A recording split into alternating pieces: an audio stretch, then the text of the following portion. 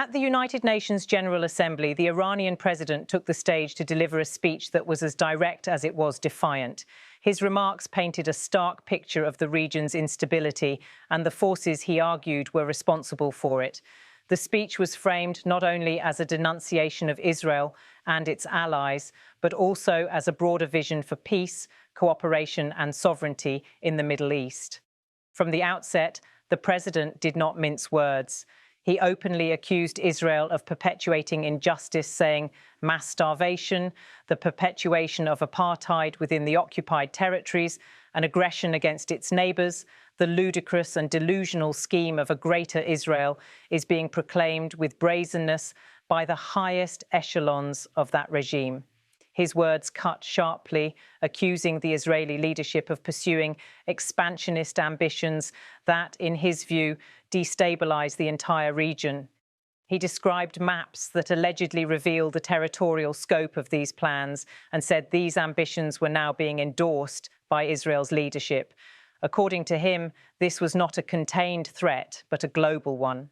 None in the world is secure from the aggressive machinations of this regime, he warned, suggesting that Israel's policies carried consequences well beyond the Middle East.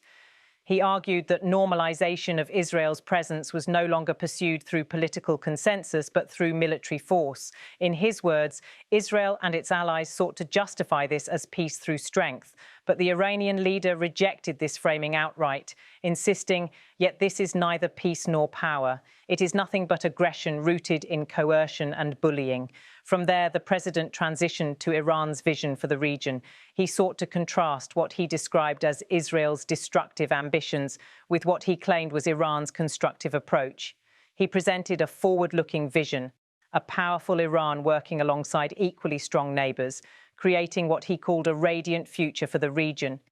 In this vision, he said, countries would stand together against projects that impose genocide, destruction and instability. He described a future anchored in cooperation, a collective security architecture based on defensive cooperation and joint responses to threats.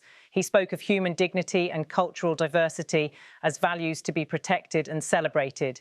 He detailed a framework in which development would be collective, fueled by joint investment, advanced science and infrastructure. He emphasised equitable access to vital resources, energy security as the foundation of stability, and the importance of safeguarding the environment for generations to come. The Iranian president was clear that sovereignty and territorial integrity were, in his words, non-negotiable principles. He insisted that real peace could not be imposed by force, but had to be founded upon a strength derived from genuine peace. In such a region, he said, slaughter and bloodshed shall find no place. He then addressed the contentious issue of weapons of mass destruction. Iran, he reminded the Assembly, has consistently advocated for a Middle East free of such weapons. He contrasted this with the behaviour of powers that, in his words, continue to modernise and expand their nuclear arsenals while accusing Iran of violating agreements. Yet those who themselves possess the largest nuclear arsenals and who in flagrant breach of the NPT make their weapons even deadlier and more destructive have for years subjected our people to pressures on the basis of spurious allegations. The president's criticism turned sharply toward Europe. He accused 3 European states of bowing to US pressure and acting in bad faith. He pointed to their attempt to reinstate UN Security Council sanctions on Iran. Sanctions that had been lifted under the 2015 nuclear deal, known as the JCPOA. According to him, this move was both unlawful and illegitimate. He recalled how, in his view, European states had failed for over a decade to respect their obligations under the nuclear agreement. Instead, he argued, they supported military aggression against Iran and then sought to punish his country under what he described as false pretenses. He accused them of abusing legal mechanisms, twisting Iran's lawful remedial measures, which followed the US withdrawal from the JCPOA, into accusations of gross violations. In his words last week, 3 European states, having failed through a decade of bad faith and thereafter by supporting military aggression to bring the proud people of Iran to their knees at the behest of the United States of America, sought by means of pressure, coercion, imposition and manifest abuse to reinstate against Iran the Security Council resolutions that had already been terminated.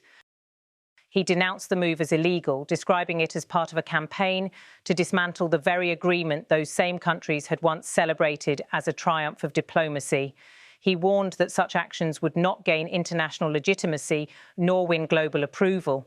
At this point, the Iranian president turned to one of the most sensitive subjects of all, nuclear weapons. In front of the global audience, he issued a clear statement: "I hereby declare once more before this assembly that Iran has never sought and will never seek to build a nuclear bomb."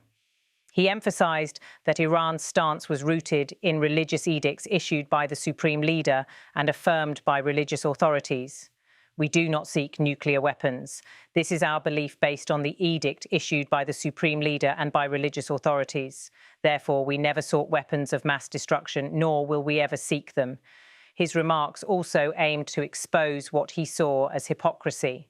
He argued that while Iran was punished and sanctioned, the real destabilizing force in the region was Israel, whereas those who disturbed the peace and stability in the region are lies in Israel, but Iran is the one that is being punished for those actions.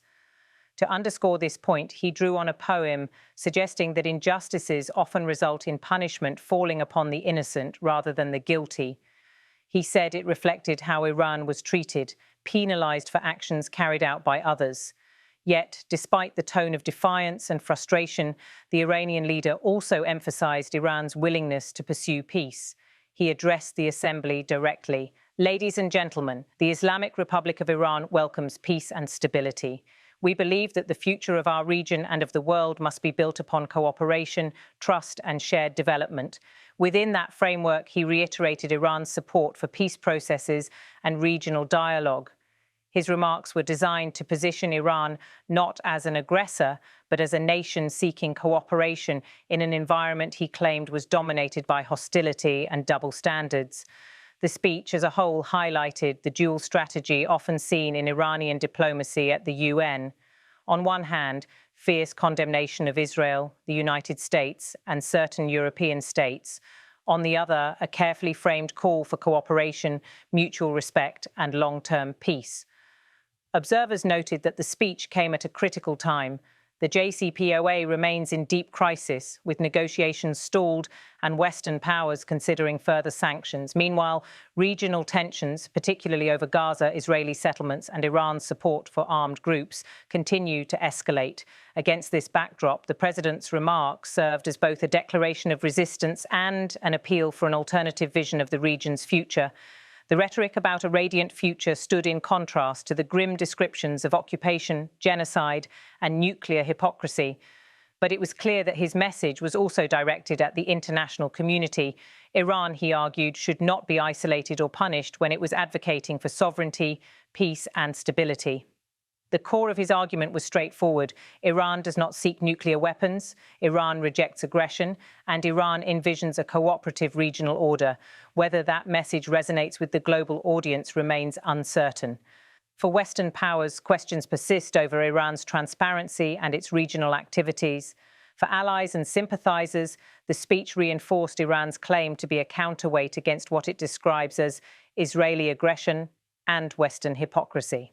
What was undeniable, however, was the president's determination to present Iran as both defiant and visionary.